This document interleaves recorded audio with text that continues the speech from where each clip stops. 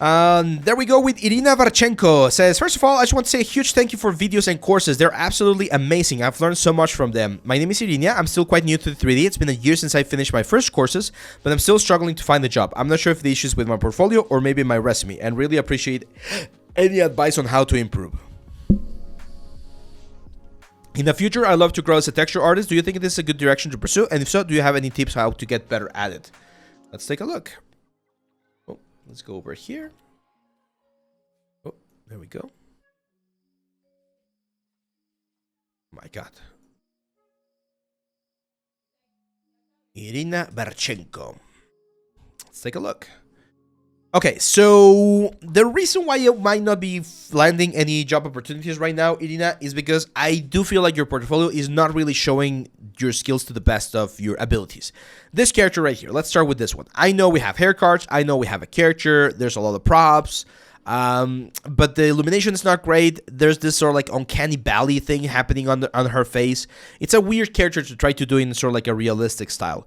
Your optimization is fine, your maps are fine, again, your process is fine, but it's just a result that's not really speaking to me as much, okay? So it's not, I don't think it's like a super successful presentation. Maybe if we improve the presentation in this one, we could see a little bit more, but even the face, again, it's like in this uncanny valley sort of like thing. Same thing, presentation, it's too dark, right? That we can barely see things. And in this particular case, I'm not sure that the optimization is the best one. Like this wireframe looks a little bit too dense, and hopefully you can see here, Iryna, that from a sculpting perspective, Control B, from a sculpting perspective, we're not seeing anything like interesting, for instance, happening here on the legs. This is something that I mention frequently. When you're doing this kind of like characters, it's always important to have a little bit of variation on the silhouette, right? Like something that breaks up the silhouette, because otherwise it just looks like a very boring like piece of like plant or whatever. So we definitely want to push this thing and generate something a little bit more interesting, because this just like lumpy effect. At that point, why even bother with going into ZBrush and sculpting detail if everything's going to be done in this very smooth way? So this particular one I don't love. And then we fall into the same one of the mistakes that we've been writing about, which is the simple stuff, right? Like I know this looks complex because of the pattern, but there are techniques to make those patterns very, very quickly. Just hide maps and things like that, tileable textures, stream sheets. So I don't think this poison right here is the best example again of your skills. This one definitely gets closer. Like I see this as a more finished product, especially for a game. This one I like. This presentation is great. I would actually recommend to take away again the environment. Like if you're, again, as I've mentioned before, if you're not going to be able to do a cool environment for your scene to really showcase your piece, it might be worth it to just not do it. But yeah, I agree. As Empress Tiramisu says, this is a very nice piece. I really like it. It looks cool. Like I could definitely see this on a game, World of Warcraft or something like that. The only thing that we're missing on this one, Iryna, is a wireframe. We need to see the poly count on this particular one.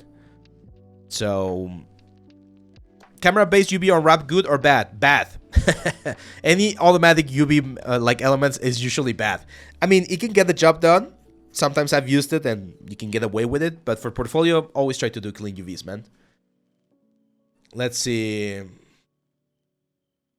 It helps to know basic 3D year before sculpting. Using all colors. Okay, you're talking about that stuff.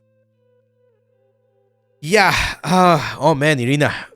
My best advice, like you mentioned that you want to improve a little bit on the texturing, you might want to check the Substance Painter course that I have. That one goes over how to add like this kind of like variations, especially on the skin. It might help you, but to be honest, I think we need to focus on really defining what kind of like artist you want to be. Is it character artist, creature artist, or prop artist, right? Because right now your portfolio is a little bit all over the place, like a generalist, which is fine. I think you mentioned something about being a generalist. But if you want to start going into texture artists, here's one thing that you guys can do. If you guys want to learn more texture, Substance Painter just released all of the assets for free. So if you go to the Substance 3D assets and you're subscribed to it, of course, you can download all of the models. And they have a lot of models. Where are they? Here. Models. So, like this one. Stylized Lobster. Download it and freaking start practicing. It's available. Just like try to texture this thing. Try to texture this headphones right here. Try to texture like this cactus or this tree. Like there's a bunch of things that you can practice with. And all of these models, I believe, already have like proper UVs. They should be like good enough. I believe, I haven't seen the, what's the word? I haven't seen the legal stuff about this, whether or not you can use it for commercial projects. I think you can. So yeah, I mean, these are just like models that you can use to practice your texturing. If you want to be a texture artist, you can just do this. And just make sure that on the information of your like project, on your portfolio, you mention, hey, this particular thing was like acquired from the Substance 3D assets. I just did the texturing.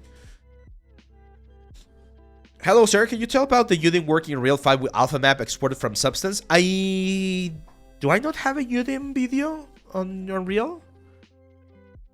I don't think so. I'll make a video about that, man. It's a little bit more complex. Well, it's not super complex, but you need to use something called virtual textures. Be ready for Maya. Peter, it's good, but it's pricey. If you can afford it and you're going to be working a lot with it, it's definitely good. But Arnold can do the job just as well. Let's see. Is there a good scope in creature artists for games? Yes, there's a lot of creatures in games, so there's a good scope for everything, guys, but you need to have the skills. You need to show that you can do the work. The problem with a lot of portfolios, and I don't want to call anyone like specifically here, but a lot of people think like, oh, I just learned how to do the Blender donut, and I just learned how to do a barrel, and I just learned how to do a gun. Now I can be hired at Activision. That's not how it works.